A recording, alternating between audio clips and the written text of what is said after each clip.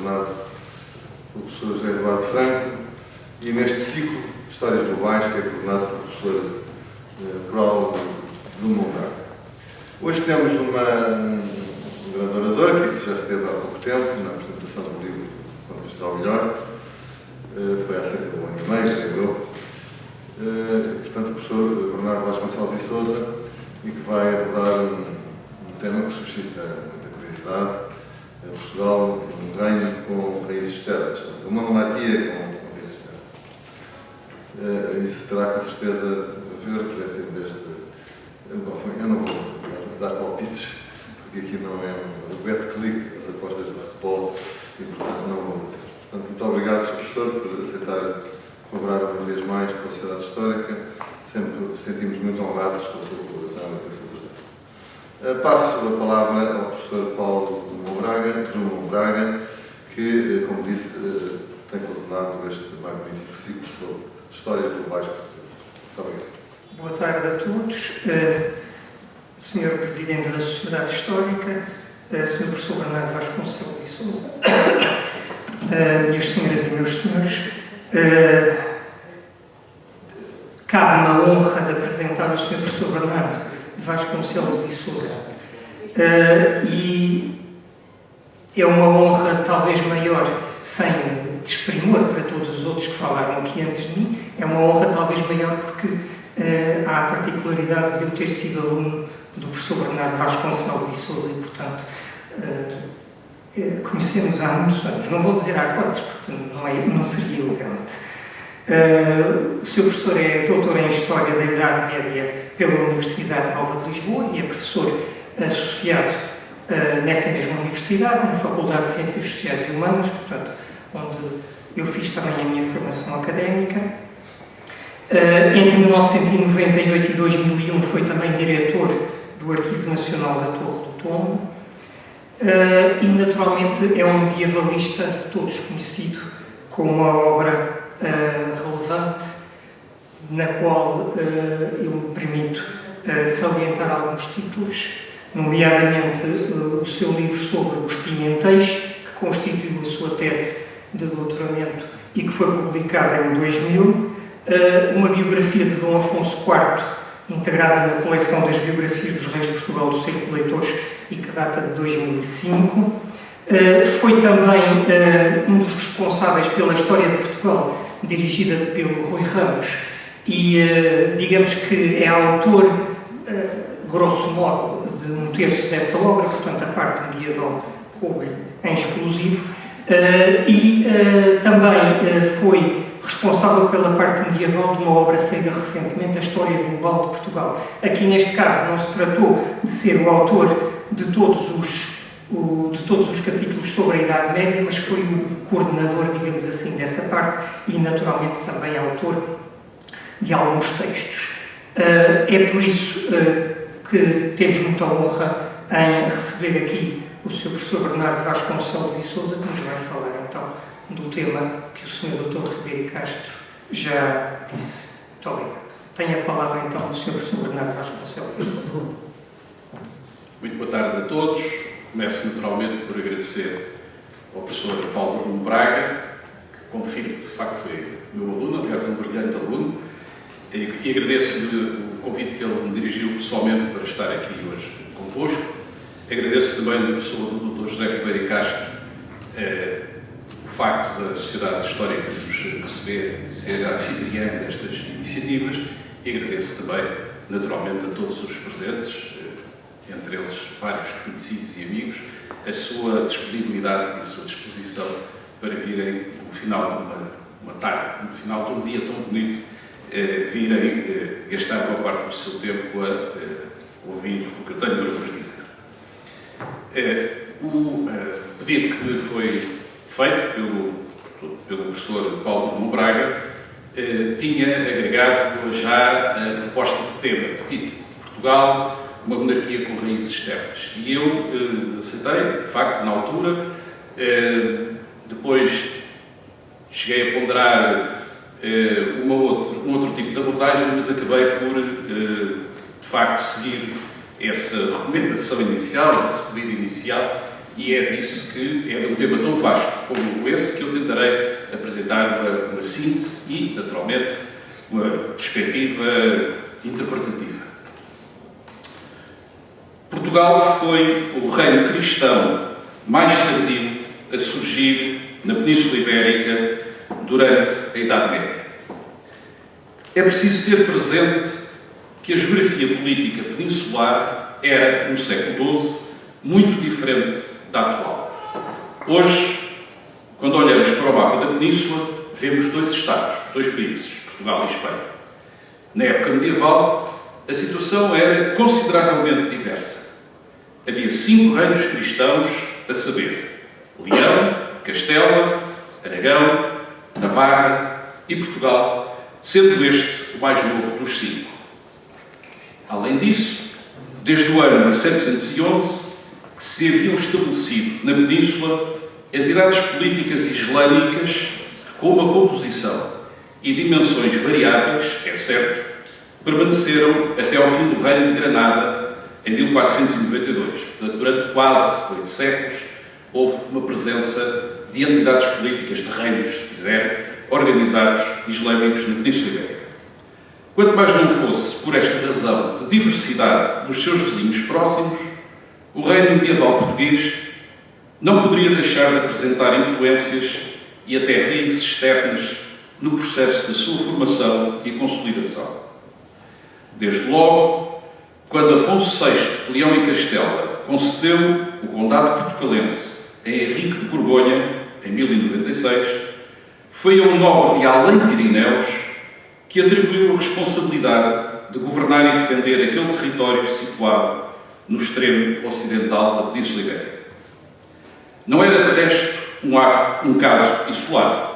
Já antes, um parente de Henrique, de nome Raimundo, viera também da Borgonha com igual propósito de participar na guerra contra o inimigo islâmico, então galvanizado pelas conquistas dos almorávidas no final do século XI.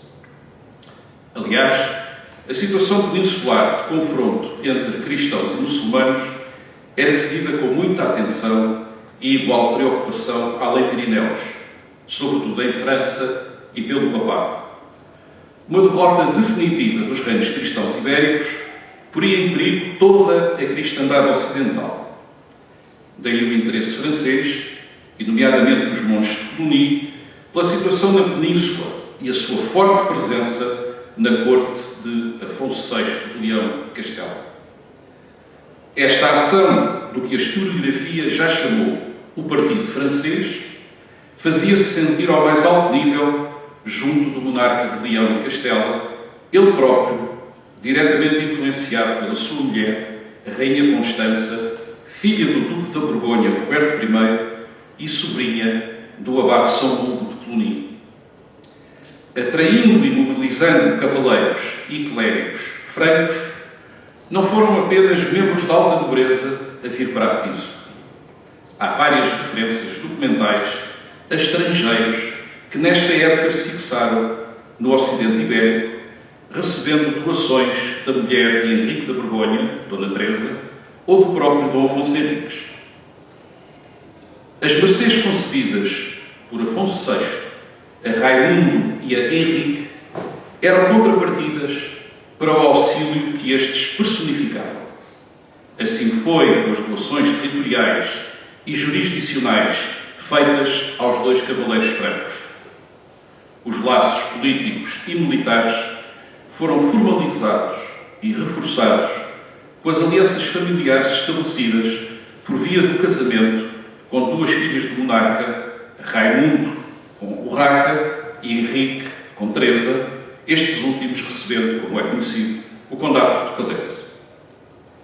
Com o seu filho Afonso Henriques, ele próprio nascido desta conjugação de fatores de âmbito tanto interno à Península Ibérica como de âmbito externo, o interesse francês, a vinda de cavaleiros da Além Pirineus para participarem no esforço de guerra contra o Islão, a própria naturalidade de Henrique da Borgonha, todos estes aspectos não deixaram de fazer sentir fortes influências exteriores no processo de construção de Portugal.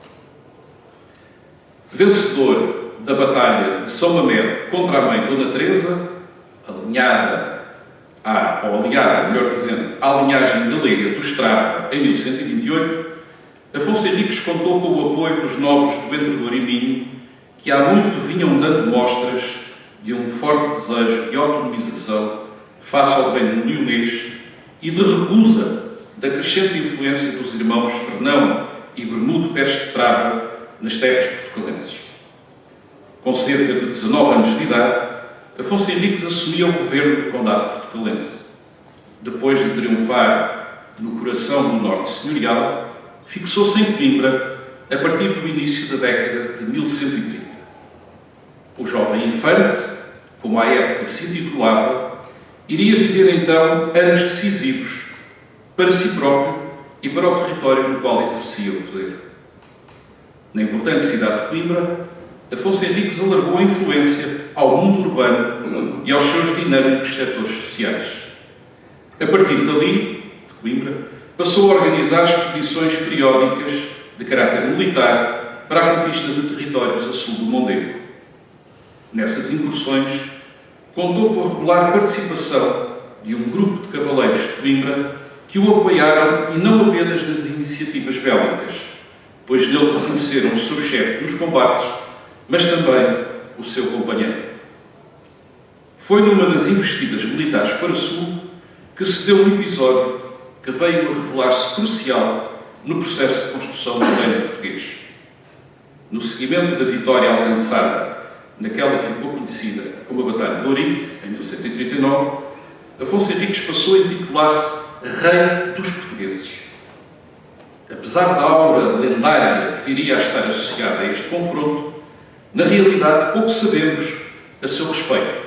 Ainda hoje não é certa a localização da batalha. São propostos 6, 7 lugares para o local onde se travou a Batalha de Ourique. Não é certa a localização da batalha, não há dúvidas de que foi contra forças do Islão peninsular, mas nada conhecemos acerca dos efetivos envolvidos de uma parte ou da outra, nem sequer dos 5 reis mouros que ficaram na memória coletiva como tendo sido derrotados por Afonso Henriques. Mas que Ourique se revestiu de enorme importância, tanto do ponto de vista simbólico, sobretudo também do ponto de vista simbólico, isso é igualmente certo. O até então infante, filho dos condes portucalenses e neto do rei Afonso VI de Leão e Castela, passou a usar o título de rei. Mais do que a sua filiação e o sangue real que lhe corria nas veias, a conquista de territórios e as vitórias guerreiras legitimavam um novo e mais elevado plano em que Afonso Henriques se colocava agora como rei dos portugueses. Organizando expedições militares de conquista a partir de Coimbra, Afonso Henriques foi obtendo significativas vitórias na sua expansão para o sul. Em 1147, ganhou, entre outras, as importantes cidades de Santarém e de Lisboa. Nesta última, contou com a decisiva ajuda de um contingente de cruzados vindos por via marítima do norte da Europa e que se dirigia à Terra Santa no âmbito da Segunda Cruzada. À frente da restaurada Diocese de Lisboa, ficou o bispo inglês Gilberto de Hastings. Aquela que seria, já na época, uma das mais importantes urbes do extremo ocidental da Península Ibérica, pela sua localização, pela sua dimensão e pela sua dinâmica, iria a breve trecho tornar-se cabeça do reino. Mas a auto-intitulação do rei português não significou um rápido reconhecimento externo, desde logo por parte do monarca de Leão e Castela, Afonso VI. Se a legitimidade do novo rei assentou sobretudo na sua capacidade de chefe guerreiro, nas suas vitórias e nas suas conquistas, nem por isso a aceitação do seu estatuto régio foi imediato ou unânime. O fundador da monarquia veria o título que ostentava sendo reconhecido pelo rei de Leão em 1143, no seguimento do encontro de Zamora, em que esteve também presente o legado do Papa, Cardeal Guido de Vigo. Mas desta cimeira, como lhe chamaríamos hoje, saiu um conveniente equívoco mútuo. Afonso VII de Leão e Castela passava a reconhecer o seu primo como rei de Portugal, mas designando-se ele próprio, Afonso VII, como imperador. Por outras palavras, continuando a considerar Afonso Henriques seu vassalo, Afonso VII não só se colocava acima do português, como reforçava o seu próprio prestígio enquanto imperador que contava com aquele rei entre os seus vassalos.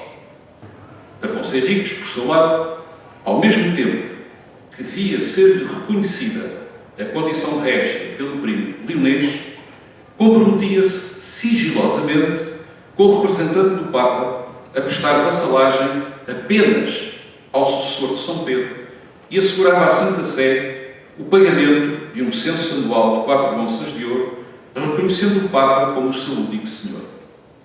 Desta forma, afastava qualquer espécie de subordinação a Afonso VII.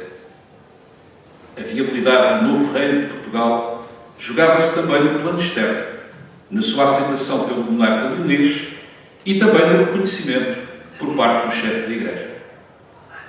Mas tal não bastou para que a suprema autoridade eclesiástica da cristandade latina reconhecesse de imediato a titulatura régia a Afonso Henriques. Na longa batalha diplomática que então se seguiu, assumiria especial protagonismo a figura de Dom João de Coliar, porventura o mais importante conselheiro do monarca português. Dom João adquirira a sua sólida formação provavelmente em França. Esteve ligado à fundação do Mosteiro de Santa Cruz de Coimbra, que contou também com o patrocínio do próprio rei, e pôde contar com uma grande experiência de contactos com a Cúria Pontifícia, contactos esses concretizados por Dom João de Coliar. Foi eleito Bispo do Porto em 1136 e nomeado Arcebispo de Praga em 1139. Esteve, enfim, presente e ativo em muitos dos momentos decisivos para o reconhecimento internacional da realeza do monarca português. Assim foi nas negociações com Afonso VII, na afirmação da prestação de vassalagem única à Santa Sé, ou ainda nas negociações do casamento de Afonso Henriques com Mafalda ou Matilde de Maurienne da Casa de Saboia em 1146. Tendo morrido em 1175, Dom João de Coliar não chegou a ver a sua ação junto do papado ser coroada de sucesso. Mas quando o Papa Alexandre III reconheceu Afonso Henriques como rei, em 1179, pela bula Manifestis Probatum, teríamos de acreditar ao Arcebispo de Braga uma boa parte desta vitória política e diplomática do fundador da monarquia portuguesa. O teor do documento pontifício alargava os direitos régios aos sucessores de Afonso I, assim ficando definitivamente estabelecido o reconhecimento dos soberanos portugueses por parte da mais alta autoridade global da cristandade latina. A coroa de Portugal ganhava, pois, de direito, o seu lugar entre as monarquias medievais. Durante o governo de Afonso Henriques, foram inúmeras as influências externas que se fizeram sentir em Portugal como parte integrante do Ocidente e, em particular, na Península Ibérica. Além dos pontos já focados, que vão, recorde-se, desde a própria origem familiar do fundador do reino, dever-se-ão ter presentes muitos outros, da religião às artes, nos estilos arquitetónicos, na pintura e na iluminura, passando também pela escrita e pela língua, poderão ainda ser mencionados aspectos tão relevantes como a fixação de indivíduos ou de entidades de origem externa e que tiveram papel significativo no povoamento, na aplicação de técnicas agrícolas ou na ativação de relações de variados tipos com a Europa transpirneica. Povoadores estrangeiros, ordens religiosas, primeiro coloniacenses, beneditinos, cistercienses, a partir do século XIII, franciscanos e dominicanos, ordens militares do Templo, do Hospital, mas também de Santiago, mercadores e comerciantes, letrados, todos foram agentes e sujeitos multidirecionados destes contactos e de constantes influências externas. Por outro lado, a viragem para o sul, integrando espaços de mais prolongada e profunda presença moura, contribuiu para integrar e assimilar um importante legado da civilização árabe-islâmica que se manifesta desde logo num elemento tão marcante como a própria língua. Fundada a monarquia portuguesa, nunca na sua primeira dinastia deixaram de se fazer sentir consequências várias vindas de paragens mais ou menos longínquas.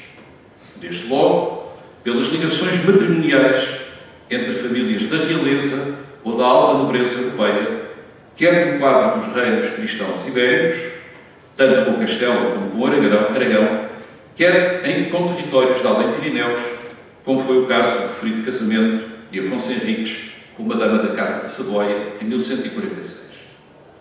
Era mesmo comum que qualquer tratado ou acordo de paz ou de aliança entre reinos contivesse cláusulas que estipulavam a próxima celebração do matrimónio entre membros das respectivas famílias reinantes.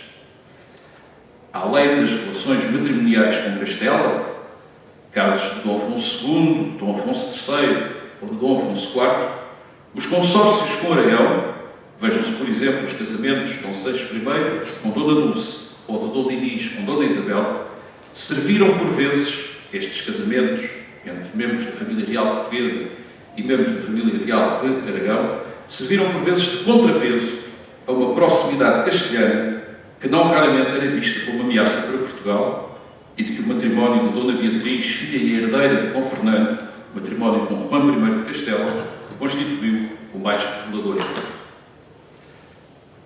Com Afonso III chegaram profundas e duradouras influências da corte de um dos reinos mais prósperos do Ocidente medieval. Ainda infante, por volta de 1229, e eu digo por volta porque não há certeza da data, por volta de 1229, com entre 12 e 17 anos, também não sabemos o ano do nascimento daquele que virá a ser Dom Afonso III, entre 12 e 17 anos, Afonso, filho secundogénito do rei Dom Afonso II, partiu para a França e por lá permaneceu largo tempo. A corte de Luís IX, São Luís, era então um importante centro político e cultural, gozando de um enorme prestígio. Em 1239, o infante português Dom Afonso casou com Matilde, condessa de Boulogne, já viúva. Por via deste casamento, Afonso ascendeu à dignidade de conde soberano, vassalo do monarca francês. Durante mais de uma década e meia, o agora conde de Boulogne pôde tomar contacto direto com a realidade de um reino e de uma monarquia que conheciam um período de forte afirmação económica, política e cultural. O dinamismo da economia urbana revelava-se cada vez mais e o monarca francês conferia-lhe merecida atenção. Paris era o centro económico e político da coroa, que não deixava de assinalar esse papel com a construção de edifícios de prestígio e com a multiplicação de obras de arte, da estatuária aos vitrais. Quando voltou a Portugal, no fim do ano 1245, para substituir no governo do reino o irmão Sancho II, classificado como rei inútil pelo Papa Inocêncio IV, o conde de Boulogne trazia consigo ideias claras sobre as novidades que vira em França. Já como rei, terminada a reconquista portuguesa em 1249, Afonso III teve uma política que hoje diríamos profundamente reformadora em várias esferas de atuação. A plena percepção do papel das cidades e do peso dos grupos sociais que mais alimentavam o dinamismo urbano fez-lhe dar expressão institucional a essa importância. Foi assim que os representantes dos concelhos passaram a ter lugar nas reuniões das Cortes Gerais, a partir das realizadas em Leiria no ano 1254. Além de contrabalançar a tradicional presença do clero e da nobreza, esta inovação favorecia e reforçava a relação do monarca com as elites concelhias, dando-lhes voz e representação política para poderem expressar os seus interesses. A França de Luís IX, e sobretudo a cidade de Paris, tinham evidenciado o conjunto de oportunidades e as novas vias de enriquecimento existentes no mundo urbano. Numa economia crescentemente monetarizada, o investimento em património citadino, em casas, em tendas, ou seja, nas lojas da época, em casas, em tendas, em terrenos, promovia o enriquecimento da coroa. Daí as muitas aquisições, sobretudo através de compras, que Afonso III fez, e principalmente fê-las em Lisboa. Uma Lisboa por onde a corte itinerante cada vez mais passava e por mais longos períodos permanecia. Não era ainda a capital, como nós hoje concebemos este conceito, mas tornava-se inegavelmente a cabeça do rei, como aliás se ficará consagrado em documentação ainda da época medieval e dos períodos subsequentes. A compreensão do caráter fundamental da esfera económica levou também Afonso III a intervir no sentido de regular algumas atividades comerciais, proibindo a exportação de certos bens que escasseavam no reino, ferro, cavalos, trigo, ou mesmo fixando os preços de vários géneros e produtos, como ocorreu com a célebre Lei da Almoçaria de 1253. Ainda no âmbito económico, sublinha-se a adoção neste reinado do sistema monetário com base na libra, libra que correspondia a 20 soldos e um soldo que correspondia a 12 dinheiros, sistema que vigorava além Pirineus e que se pretendia que substituísse o sistema de origem árabe baseado nos maravedis. Também aqui se faziam sentir os efeitos de uma ascendente economia monetária e da referência transpirenaica que marcavam uma e outra o pensamento e a ação de Afonso III. No ciclo régio e na própria estruturação da nobreza de corte, são também patentes as alterações que então se verificaram, fruto das influências francesas de Afonso III. Os principais cargos da corte, o de mordomo-mor e o de chanceler-mor, deixaram de ser ocupados por elementos da velha nobreza senhorial e passaram a ser desempenhados por elementos de famílias nobres de segunda linha, até com origens relativamente obscuras, mas indefectíveis apoiantes de longa data de Dom Afonso desde a sua estadia em França. Foram os casos do mordomo-mor Dom João Pérez de Amorim ou de Portel e de Estevão Mianes, chanceler-mor, a que poderíamos ainda acrescentar o marinho-mor do reino, Vasco Martins Pimentel. Afonso III dava, pois, corpo àquilo que a historiografia nacional e internacional costuma designar por uma nobreza de serviço, ou seja, um setor nobiliário que desempenha os mais importantes cargos políticos da corte e do serviço régio e que deve a sua promoção e a sua ascensão no seio da nobreza à confiança e à proximidade da pessoa do monarca. Esta transformação, a par da centralização da chancelaria régia, tem sido considerada por vários autores como uma clara modernização do aparelho político e administrativo da coroa portuguesa. Não obstante considerar que no século XIII estamos ainda muito longe da construção do Estado moderno, creio que não será forçado, sim, afirmar que as alterações introduzidas neste campo ao longo do reinado de Dom Afonso III aperfeiçoaram, agilizaram e tornaram mais rigoroso o funcionamento da administração e do governo da monarquia portuguesa. À luz de tantas e tão relevantes influências francesas, não surge, pois, como estranho, nem se torna difícil compreender o motivo pelo qual a tradição veio a atribuir a Dom Afonso III o cognome de o Bolonhês. Foi, de facto, na região de Boulogne, no norte da França, que o então infante português não só se tornou conde, como fez a maior parte da sua formação, daí trazendo um corpo de ideias de cunho aristocrático e político que aplicou essas ideias em Portugal a quando do seu regresso. Há um aspecto que pode parecer marginal ou mesmo excêntrico neste âmbito das raízes e influências externas que se fizeram sentir na origem e na consolidação do reino medieval português, mas que julgo que ilustra bem até que ponto essas condicionantes se fizeram sentir. Refiro-me aos casamentos de Dom Afonso III. Como foi referido, durante a sua permanência em França, o então infante Afonso casou em 1239 com a condessa Matilde de Boulogne, então viúva. Por esta ligação matrimonial, Dom Afonso tornou-se conde de Boulogne e presença na corte de Luís IX. A França, e mais concretamente o norte deste reino, era então o quadro geográfico, político e, acrescentaremos nós, nobiliário, em que se movia o infante português. O seu matrimónio com a condessa Matilde fazia, pois, todo o sentido, como se comprovou pelo percurso pessoal de Dom Afonso por terras e pela corte de França. Quando regressou a Portugal para depor e substituir o irmão de Sancho II, alterou-se significativamente o quadro geopolítico em que Dom Afonso passou a integrar-se.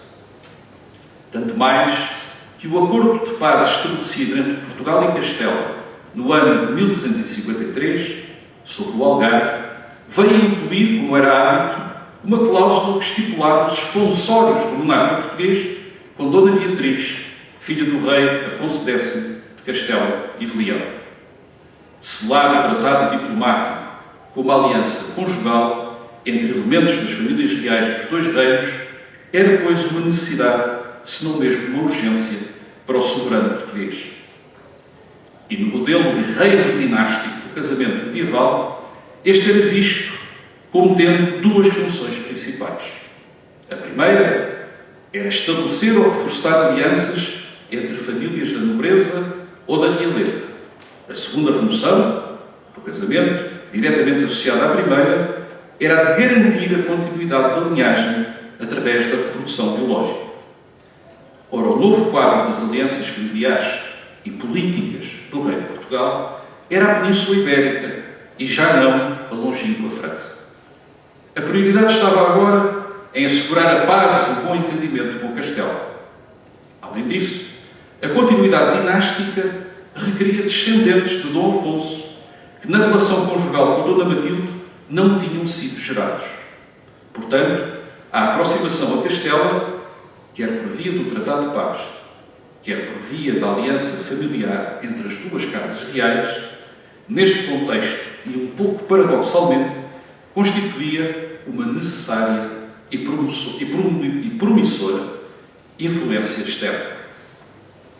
E não foram as queixas da condessa Matilde, nem foram as acusações de bigamia, nem foi sequer o primeiro interdito lançado sobre Portugal em 1255 pelo Papa Alexandre IV que demoveram o monarca português ou que o fizeram voltar para a primeira mulher. As prioridades do reino e o modelo de casamento guerreiro e nobiliárquico sobrepunham-se ao modelo eclesiástico que o papado vinha defendendo e afirmando desde a chamada Reforma Gregoriana do Papa Gregório VII no final do século XI e que foi seguida pelos seus sucessores pontifícios. Esta questão da bigamia de Dom Afonso III só se resolveu, digamos que naturalmente, depois da morte de Dona Matilde de Boulogne em 1259. 2 anos depois, os bispos portugueses solicitavam ao Papa a legalização canónica do casamento do rei com Dona Beatriz de Castela, e o que o Papa Urbano IV aceitou em 1263. Ficava assim salvaguardada a legitimidade da descendência de Afonso III e da sua segunda mulher, ou seja, ficava garantida a continuidade da primeira dinastia portuguesa. Com o início da segunda dinastia, através das decisões das Cortes de Coimbra, em março e abril de 1385, de escolherem o mestre de Viz como novo rei de Portugal, não é exagerado falar-se de uma refundação do reino. São sebejamente conhecidos os factos que seguiram à morte de Dom Fernando em outubro de 1383. Factos esses que juntaram uma grave crise dinástica à profunda crise demográfica, social e económica que se vivia em todo o Ocidente na segunda metade do século XIV e em que Portugal não era exceção. Ora, os acontecimentos revolucionários que levaram o mestre de Viz ao poder, as vitórias de Nuno Alves Pereira nos campos de batalha, as intervenções deste último e do Dr. João das Regras nas referidas Cortes de Coimbra em favor de Dom João I, tudo são aspectos decisivos para se compreender o desfecho dos acontecimentos que culminaram na emergência da nova dinastia de Viz. Mas vale a pena lembrar um dado de suprema importância relacionado com a conjuntura política e militar que então se vivia no Ocidente. Aquela que ficaria conhecida como a Guerra dos 100 Anos opunha a França à Inglaterra com os seus respectivos aliados. Ao lado da França estava Castelo. Quanto a Portugal, e já depois de alguma inconstância durante o governo de Fernandinho, Dom João voltou-se decididamente para a Inglaterra. Aljubarrota, a batalha decisiva, a batalha real, como lhe chamou Fernão Lopes, foi um embate crucial para a vitória portuguesa sobre Castelo, mas foi também um episódio dessa Guerra dos 100 Anos, em que, tal como ao lado dos castelhanos estiveram combatentes franceses, do lado português estiveram os arqueiros ingleses, veteranos do conflito em França e com um papel não negligenciável na derrota de Juan I de Castelo. A aliança luso-britânica formalizou-se e consolidou-se com a celebração do Tratado de Windsor, em 1386, e com o casamento, no ano seguinte, de Dom João I com a Dona Filipa de Lencastre, filha de João de Gante, primeiro Duque de Lencastre. Ora, este não era mais um mero enlace entre cônjuges oriundos das realezas europeias. Com a prole de Dom João I e de Dona Filipa, com os sucessores deste régio casal, a refundação do reino português ganhava raízes que se estendiam muito para além da Península Ibérica ou mesmo das velhas monarquias continentais. Os setores sociais que em Portugal apostavam nas atividades relacionadas com o comércio marítimo, que há muito se praticava, quer para sul, com o mundo mediterrâneo, quer para norte, através do Atlântico setentrional, optavam agora por virar costas a Castela, de onde viera, por diversas vezes e ainda há pouco, a guerra, com o seu protejo de perdas e danos em vidas, em géneros, em mercadorias e no trato comercial com o norte da Europa. Aquilo que ainda hoje é muitas vezes designado como a vocação atlântica de Portugal, começava no final da Idade Média e iria estender as suas raízes através da expansão marítima, iniciada em tempos medievos e que atingiria o seu cume na época moderna. As raízes do reino extravasavam agora do seu interior, estendendo-se para o exterior e para um exterior longínquo. Aguentavam um império extenso, descontínuo, disperso por 4 continentes, organicamente frágil. Ao longo de 5 séculos, essas raízes que vinham da Idade Média foram naturalmente definhando até que perderam a sua função de sustento imperial no fim da centúria passada. Das raízes e das sementes vindas de fora desta faixa mais ocidental do continente europeu, que aqui encontraram terreno fértil para crescerem e ganharem profundidade, até às revitalizadas raízes que daqui se estenderam para outras paragens, dessas raízes, de umas e de outras, nos dá conta a Idade Média e o seu longo curso. Foi, portanto, num processo multissecular que se fez a história de um reino que teve as suas raízes no que o grande medievalista francês Jacques Le Goff chamou a civilização do Ocidente medieval. Muito obrigado.